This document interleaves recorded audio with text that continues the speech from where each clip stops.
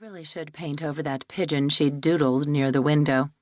She'd created it on a whim, a startled bird that had apparently wandered into the room and was now looking around in confusion. The DuPonts probably wouldn't appreciate her humor. Few people did. She wiped her hands on a rag and glanced at her phone to check the time. It was nearly 3, and she still had an appointment with a client to discuss faux finishing a room to look like marble. Then she was meeting James at the Santorini Grill at 6:45. Still, she'd told Mr. DuPont she would finish painting today. No one would be around to let her in tomorrow. Marta, the DuPont's housekeeper, was going away with her husband for the weekend. She'd already poked her head inside the room several times to check her progress.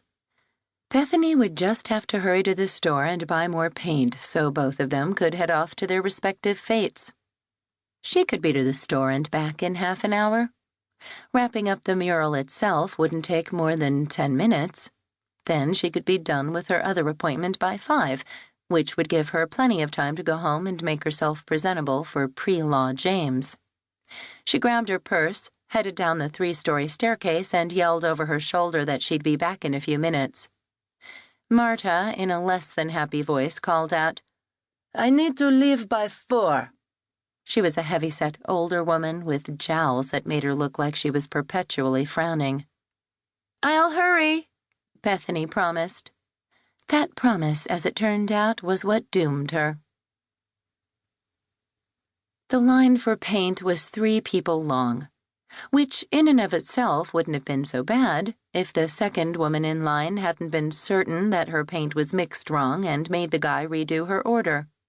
Then the cashier had some sort of problem ringing up Bethany's paint and had to call a manager.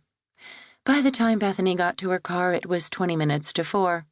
She'd have to rush or she'd be inconveniencing Marta by making her stay later. Bethany sped out of the parking lot and down the street, going as fast as traffic would allow. When a light in front of her turned yellow, she decided yellow was close enough to green on the color wheel to justify flooring the gas instead of slowing down. She was almost to the intersection before the light turned red. No car crashes ensued, so everything should have been fine.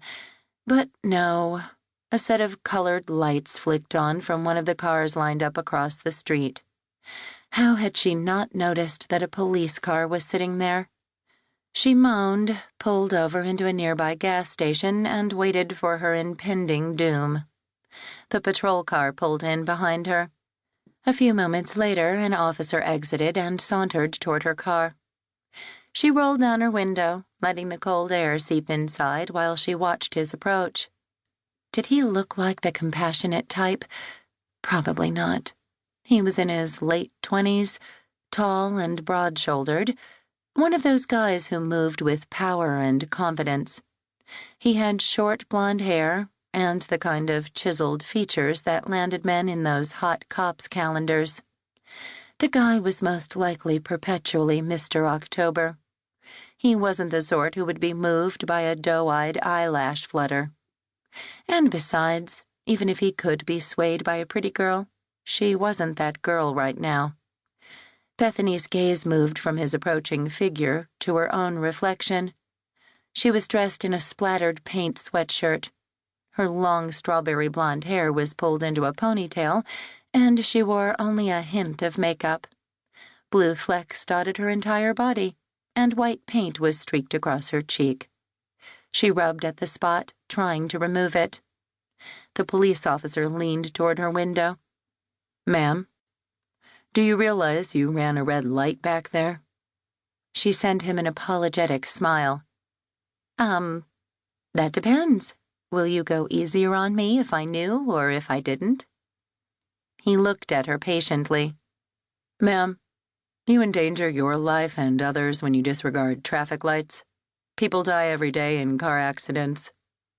He was being a bit dramatic about a light that had been almost yellow. At worst, a pale shade of red.